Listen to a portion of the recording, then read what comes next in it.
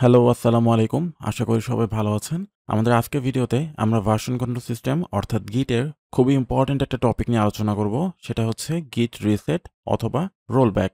আমরা যখন গিট ইউজ করি অর্থাৎ ভার্সন কন্ট্রোল সিস্টেম ইউজ করি সেখানে আমাদের কোডটাকে কোথাও একটা সেভ রাখা ছাড়াও আমাদের একটা উদ্দেশ্য থাকে যে আমরা আমাদের কোডের বিভিন্ন ভার্সন ক্রিয়েট করব কমিট করার মাধ্যমে এবং আমাদের প্রয়োজন অনুযায়ী আমরা সেই ভার্সনগুলোকে ইউজ করব।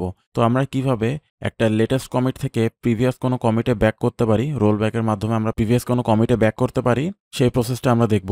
এবং এই গিট রিসেট করার জন্য অনেক ধরনের প্যারামিটার আমরা ইউজ করে থাকি, যার উপর ভিত্তি করে আমরা বিভিন্নভাবে সেটাকে ইউজ করতে পারি। এক্ষেত্রে ৩টা ইম্পর্টেন্ট টার্ম যেটা আমাদের সামনে আসে সেটা হচ্ছে সফট, মিক্সড এবং হার্ড, এই ৩টা প্রসেসে। তো এই ৩টা প্রসেসের মধ্যে পার্থক্য কী এবং আমরা কিভাবে আমাদের এই গিট কমিটগুলোকে রিসেট করতে পারি সেটা আমরা দেখার চেষ্টা করব। তো চলুন শুরু করা যাক।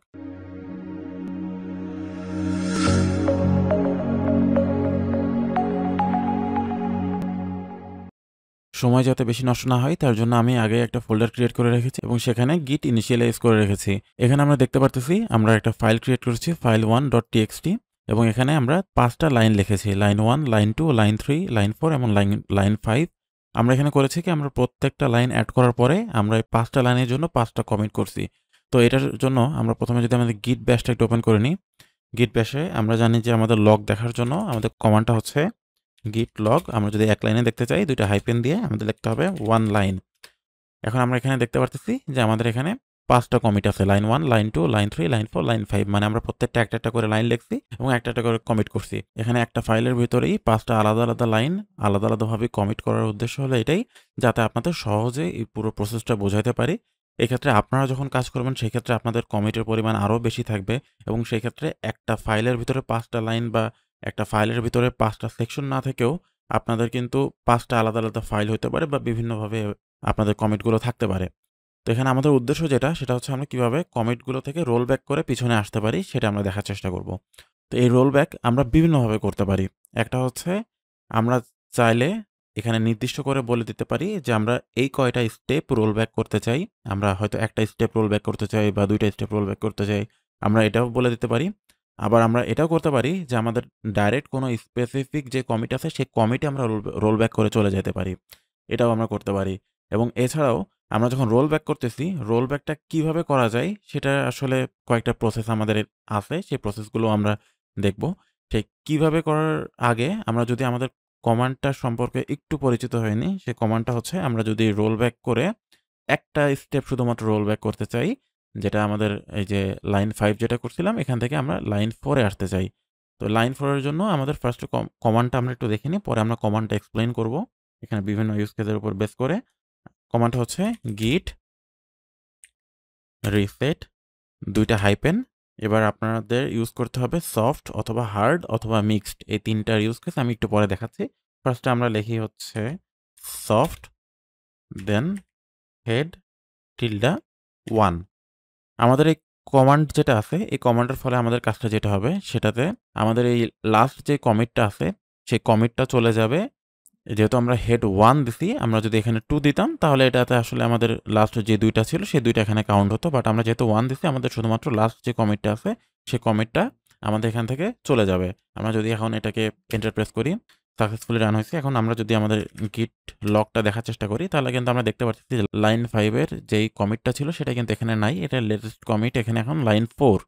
আমরা যদি গিট স্ট্যাটাস দিয়ে দেখি, গিট স্ট্যাটাস দিয়ে কিন্তু আমরা দেখতে পারবো যে আমাদের এখানে একটা ফাইল কিন্তু স্টেজিং অবস্থায় আছে, বাট এটা থেকে আনকমিটেড অবস্থায় আছে। এটা এখনো কমিট করে নাই, চেঞ্জেস টু বি কমিটেড এই অবস্থায় আছে। তো এখানে আমরা সফট কেন ইউজ করলাম, গিট রিসেট সফট, এবং এটা কেন এই স্টেজড অবস্থায় আছে সেটা সম্পর্কে আমরা একটু দেখার চেষ্টা করি। এটা দেখার জন্য আমরা একটা ডায়াগ্রাম রেডি করে রাখছি। এখানে আমরা বেসিক্যালি 3টা জিনিস নিয়ে একটু আলোচনা করব, সেটা হচ্ছে সফট, মিক্সড আর হার্ড। এই যে 3টা প্রসেস, এই 3টা প্রসেস অ্যাকচুয়ালি কিভাবে কাজ করে।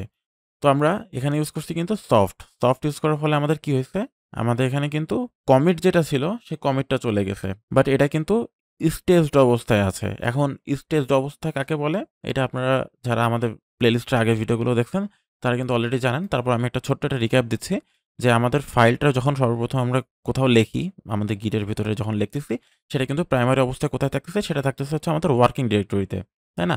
তারপর এটাতে যখন আমরা git add কমান্ডটা দিই তখন সেটা চলে যায় কোথায়? সেটা চলে যায় স্টেজিং এরিয়াতে। দেন স্টেজিং এরিয়ার পরে আমরা যখন এটাকে কমিট করি, git commit দিয়ে একটা কমিট মেসেজ দিয়ে ওটাকে কমিট করি, তখন সেটা চলে যায় আমাদের লোকাল রিপোজিটরিতে।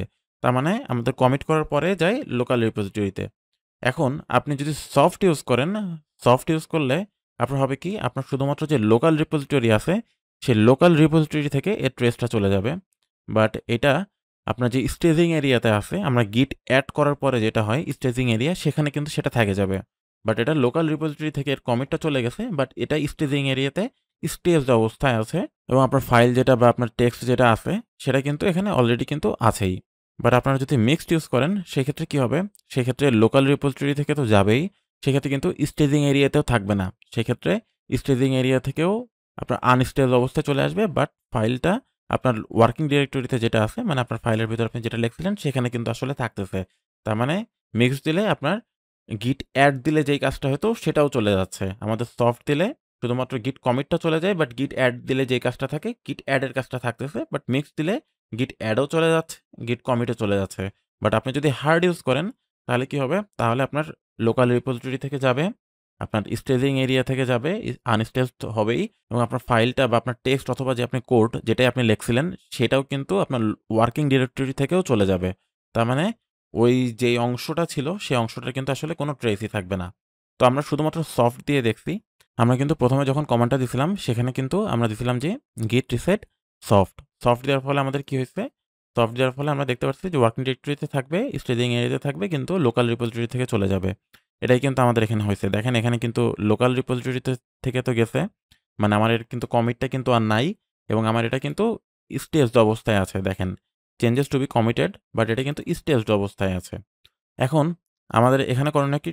এখানে আমরা যদি শুধুমাত্র গিটটা কমিটটা করে ফেলাই, গিট কমিট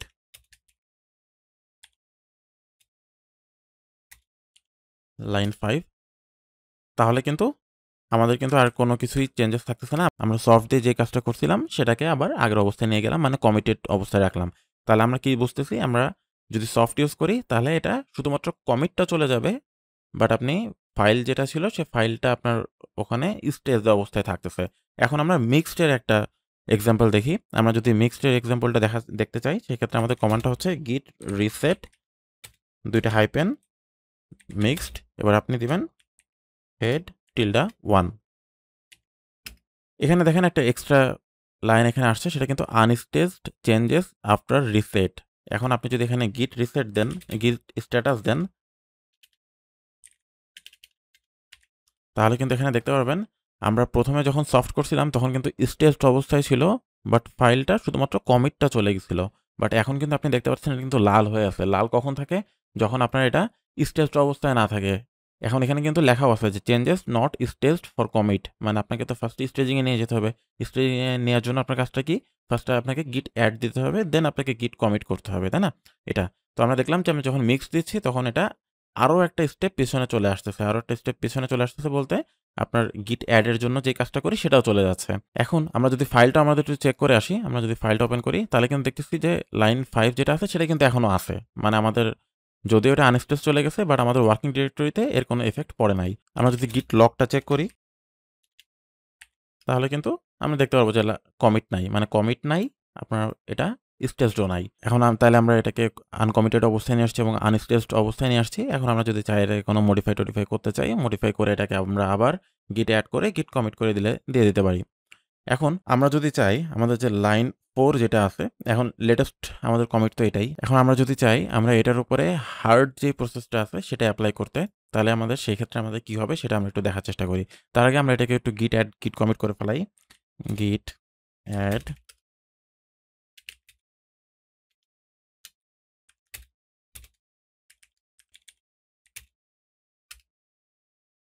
ওকে, আমরা যদি গিট লগটা চেক করি তাহলে কিন্তু গিট 5 চলে আসছে। এখন আমরা করব কি, লাইন 5 এ যেটা আছে সেই লাইন 5 এর উপরে আমরা এখানে হার্ড প্রসেসটা অ্যাপ্লাই করব। এখন হার্ড প্রসেস অ্যাপ্লাই করলে কি হবে? হার্ড প্রসেস অ্যাপ্লাই করলে আমরা জানি আমাদের ডায়াগ্রাম অনুযায়ী এখান থেকে আমরা এটাকে গিট অ্যাড তো যাবেই, গিট অ্যাড করলে স্টেজিং এরিয়া থেকে তো যাবেই। আমাদের লোকাল ডিরেক্টরি যেটা আছে, লোকাল ডিরেক্টরিতে আমাদের যে লাইন 5 লেখা ছিল, যেই টেক্সটটা লেখা ছিল সেটাও কিন্তু চলে যাওয়ার কথা। তাহলে আমরা একটু দেখার চেষ্টা করি। আমরা এর জন্য লিখতে হবে গিট reset double hyphen hard head tilde. এক্ষেত্রে আপনাদের আরেকটা এক্সট্রা জিনিস বোঝানোর জন্য আপনারা যাতে না মনে করেন যে কমান্ডটা সবসময় টিল্ডা 1ই হবে। আমরা যদি টিল্ডা 2 দিই তাহলে কি হয় আমরা সেটাও একটু দেখে নিই একসাথে। তো টিল্ডার যদি 2 দিই তাহলে আপনার হবে কি আমরা এতক্ষণ যে একটা করে কমিট করতেছিলাম এখন আমরা 2 টা কমিট করব। তার মানে আমাদের এই যে লাইন 5 আর লাইন 4 যেটা আছে এই 2 টা আমাদের আনকমিটেড হবে, আনস্টেজড হবে এবং আমাদের যে ফাইলটা আছে এই ফাইল থেকেও এটা চলে যাবে। তাহলে এটা আমরা এবার এক্সিকিউট করি। এক্সিকিউট করলে আমরা কিন্তু দেখতে পারতেছি যে head is now add line 3 মানে এটা কিন্তু হেড এখন এটাতে চলে আসছে। মানে লেটেস্ট কমিট যেটা সেটা কিন্তু এখন লাইন 3 তে। তার মানে আমার এই 2 টা কিন্তু চলে যাচ্ছে। আমাদের যে কমান্ডের রেসপন্সে আসছে সেই রেসপন্স মাধ্যমে আমরা এটাই বুঝতেছি। এখন আমরা যদি এটা চেক করে দেখার চেষ্টা করি, প্রথমে আমরা দেখব যে আমাদের এটা কমিটের কি অবস্থা। কমিট কি অবস্থায় দেখার জন্য আমরা কি করতে হবে? আমাদের লগ চেক করতে হবে। লগে কিন্তু আমরা দেখতে পারতেছি যে লাস্ট কমিট আছে কিন্তু লাইন 3 এর জন্য। লাইন 4 আর লাইন 5 কিন্তু চলে গেছে। তো এটা তো আমরা সফটে করলেও হতো। তাহলে আমরা কি করব? এবার আমরা চেক করব যে এটা স্টেজড অবস্থায় আছে কিনা। এটা বোঝার জন্য আমাদের কি করতে হবে? এটা বোঝার জন্য আমাদের স্ট্যাটাসটা চেক করতে হবে। গিট স্ট্যাটাস যদি আমরা দিই তাহলে কিন্তু দেখতে পারবো যে এখানে কিন্তু আসলে কোনো কিছুই নাই। কিছুই কমিট করতে বলতেছে না, কিছুই আনস্টেজিং, স্টেজড কিছুই বলতেছে না। এটা না বলার একটা কারণ আছে। কারণ হচ্ছে আমরা কিন্তু আমাদের ফাইলের ভিতরে যে চেঞ্জেসটা করছিলাম মানে আমাদের যে টেক্সটটা ছিল সেই টেক্সটও কিন্তু আমরা গায়েব করে দিছি। এটা যদি আমরা চেক করতে চাই, আমরা যদি ফাইলটা ওপেন করি তাহলে কিন্তু আমরা দেখতে পারবো যে আমাদের এখানে কিন্তু লাইন 1, 2, 3 এখানে কিন্তু যে 1, 2, 3 ছিল এবং 4 আর 5 ছিল সেই 4 আর 5 কিন্তু আমাদের এখান থেকে কিন্তু আমাদের যেই ফাইলটা আছে সেই ফাইল থেকে কিন্তু এই ২ টা লাইন চলে গেছে। তাহলে আমরা এটা থেকে কিন্তু বুঝতে পারতেছি git reset এর ফলে আমরা কিভাবে ১ টা স্টেপ, ২ টা স্টেপ বা ৩ টা স্টেপ আমরা ব্যাক করতে পারি। আমরা যদি এখানে head 2 এর জায়গায় 3 দিতাম তাহলে কিন্তু এখানে ৩ টা স্টেপ ব্যাক করে চলে আসতো এবং একই সাথে git reset আমরা যে করলাম হার্ডের মাধ্যমে, মিক্সড এর মাধ্যমে এবং সফটের মাধ্যমে এই টোটাল প্রসেসটাও কিন্তু আমরা বুঝতে পারলাম যে আমরা কিভাবে কাজ করতেছি। এখন আমরা এই হেডের বাদ দিয়ে আমরা যদি আরেকটা প্রসেসে দেখার চেষ্টা করি, আপনাদের যদি একটু দেখাই, আমাদের এখন ৩ টা কমিট এখানে অলরেডি আছে ৩ টা লাইনের জন্য। আমরা যদি এখন স্পেসিফিক ভাবে কোনো কিছু একটা করতে চাই, আমরা হেড বলব না। বাট আমরা যদি স্পেসিফিক ভাবে কোনো একটা কমিটের হ্যাশ ধরে, এটা কমিট নাম্বার বা কমিট হ্যাশ নাম্বার যেটা আছে, এই যে আমরা বাম পাশে দেখতে পারতেছি যেটা, আমরা যদি কোনো একটা হ্যাশ ধরে আমরা সেই স্পেসিফিক কমিটে রোল ব্যাক করে চলে আসতে চাই, তাহলে কিন্তু আমরা সেটাও পারি। তো সেটার জন্য আমাদের প্রসেসটা কি? সেটার জন্য আমাদের প্রসেসটা হচ্ছে git reset ডাবল হাইফেন। এই ক্ষেত্রেও আপনাদের প্রসেসটা আগের মতোই। আপনারা হচ্ছে সফট করতে চান, মিক্সড করতে চান কি হার্ড করতে চান। আমরা এখানে হার্ডই দিই, আগের সবকিছু চলে যাক। আমরা এখানে শুধুমাত্র হার্ড দিয়ে আমরা আমাদের ফার্স্ট যে কমিটটা আছে যে লাইন 1 আমরা সেই লাইন 1 এ ব্যাক করছি। আচ্ছা আমরা লাইন 2 তে যাই। লাইন 2 তে গেলে আপনারা বুঝতে পারেন, নাহলে মনে করতে পারেন যে এটা এই কমান্ডটা দিলে মনে হয় একদম ১ম কমিটে চলে আসে। এটা আসলে না। আমরা কোনো একটা স্পেসিফিক কমিটে যাওয়ার চেষ্টা করতেছি। সেটা হচ্ছে আমাদের এই যেটা আছে, আমরা এই হ্যাশটাকে কপি করলাম। কপি করার পরে এখানে যেয়ে আমরা এটাকে পেস্ট করে দিই। এখন আমরা এটাকে যদি এক্সিকিউট করি তাহলে কিন্তু আমরা দেখতে পারতেছি হেড ইজ নাও এট কোথায় আছে সেই হ্যাশ নাম্বারটা দিয়ে দিছে এবং অ্যাট লাইন 2 এটা কিন্তু আমরা দেখতে পারতেছি। এখন আমরা যদি গিট লগটা চেক করি তাহলে কিন্তু আমরা দেখতে পারবো যে আমাদের লেটেস্ট কমিট এখন আছে লাইন 2 তে। তার মানে আমরা এখানে কোথায় রোল ব্যাক করে নিয়ে যাচ্ছি সেটারও আসলে ২ টা প্রসেস। একটা হচ্ছে আমরা হেড দিয়ে নাম্বার দিয়ে দিতে পারি। হেড দিয়ে নাম্বার দেওয়া মানে কয়টা স্টেপ পিছনে আসবো সেটা আমরা দিয়ে দিতে পারতেছি। আরেকটা হচ্ছে আমরা যদি চাই কোনো স্পেসিফিক কমিটের হ্যাশ ধরে সেটার মাধ্যমেও আমরা গিট রিসেট করে পেছনে রোল ব্যাক করে চলে আসতে পারি। আশা করি পুরো প্রসেসটা বুঝতে পেরেছেন। যদি কোনো কনফিউশন থাকে ভিডিওটা আরেকবার প্রথম থেকে দেখার জন্য অনুরোধ থাকলো এবং তারপরেও যদি কোনো কনফিউশন থাকে কমেন্টে আমাদের জানানোর জন্য অনুরোধ থাকলো, আমরা ক্লিয়ার করে দেওয়ার চেষ্টা করব। সবাই ভালো থাকবেন। সামনের ভিডিওতে দেখা হবে। আসসালামু আলাইকুম।